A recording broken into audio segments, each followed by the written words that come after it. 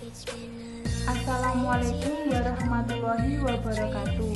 Perkenalkan, nama saya Sela Oktaviana Nur Aisyah, NIM 12402193017. Di sini saya akan menjelaskan tentang reproduksi bacaan. Reproduksi bacaan adalah kemampuan mengolah sumber bacaan dan menyajikannya dalam bentuk tulisan yang berbeda dari tulisan aslinya.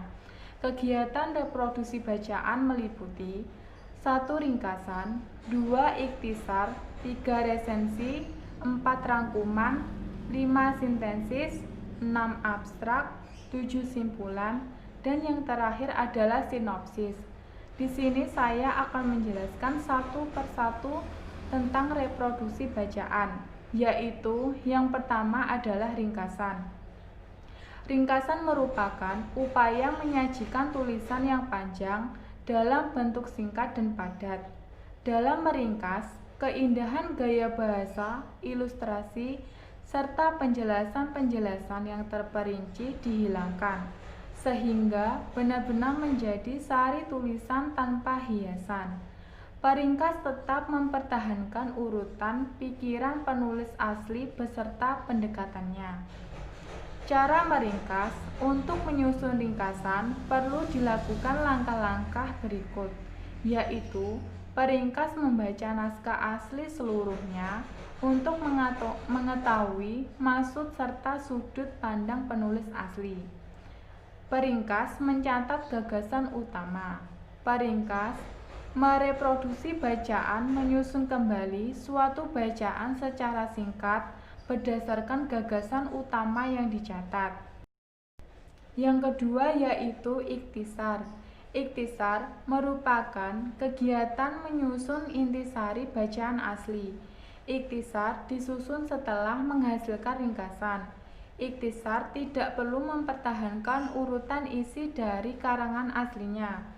Adapun ciri-ciri dari sebuah ikhtisar dapat dilihat, yaitu bertujuan untuk mengambil inti dari sebuah karangan dengan bebas menggunakan kata-kata tetap tidak menyimpang dari inti. Urutan gagasannya tidak perlu dipertahankan. Merupakan sebuah tulisan baru yang ditulis ulang dari inti sebuah gagasan teks.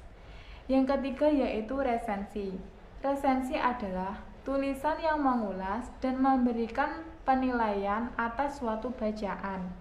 Resensi dibuat untuk menginformasikan kualitas bacaan kepada pembaca. Yang keempat yaitu rangkuman. Rangkuman merupakan bentuk ringkasan yang bersifat menyeluruh, padat, dan memuat unsur utama dalam bacaan. Rangkuman ialah bentuk tulisan yang menggunakan kata-kata perangkum sendiri. Ada beberapa hal yang perlu diperhatikan oleh perangkum. Rangkuman hanya mengungkapkan gagasan pokok. Perangkum dapat menghilangkan contoh, ilustrasi, atau penjelasan. Perangkum harus menjaga keseimbangan dengan apa yang dibahas penulis. Yang kelima adalah sintesis. Sintesis adalah kegiatan merangkum berbagai pengertian satu pendapat dari dua atau banyak bacaan untuk dihasilkan tulisan yang baru yang sesuai dengan kebutuhan penulis. Sintesis merupakan simpulan penulis atau pemahamannya terdapat beberapa bacaan. Cara menyusun sintesis yaitu tetapkan topik yang hendak ditulis, melihat hubungan antar bacaan, amati perbedaan dan persamaan di antara sumber-sumber. Pilihlah bagian yang akan dikutip, lalu disimpulkan, dan jangan lupa cantumkan sumber kutipan. Yang keenam yaitu abstrak. Abstrak ringkasan isi suatu tulisan ilmiah dalam bentuk singkat dan padat. Yang ketujuh adalah simpulan. Simpulan adalah bentuk ringkasan yang mengungkapkan gagasan utama dari suatu uraian atau pembicaraan dengan memberikan penekanan pada ide sentral, juga penyelesaian dari permasalahan yang diungkapkan. Dengan kata lain, simpulan adalah hasil dari suatu pembicaraan. Yang terakhir adalah sinopsis. Sinopsis adalah ringkasan pendek dari suatu cerita.